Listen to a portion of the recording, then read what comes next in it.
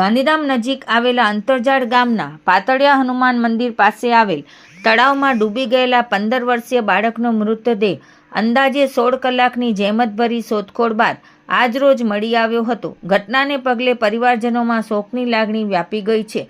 પ્રાપ્ત વિગતો મુજબ ગતરોજ અંતરજાળ વિસ્તારની એક સોસાયટીમાં રહેતો પરપ્રાંતીય કિશોર યશવંત વિલાસરાવ અંવતી પોતાના 3 મિત્રો સાથે તળાવમાં નાહવા ગયો હતો. આ દરમિયાન અચાનક તે ઊંડા પાણીમાં ગરકાવ થઈ ગયો હતો. ઘટનાની જાણ થતાં જ ફાયર વિભાગને જાણ કરવામાં આવી હતી. ફાયર વિભાગની ટીમે સ્થાનિક લોકો અને પરિવારજનોની હાજરીમાં સતત તળાવમાં શોધખોળ હાથ ધરી હતી.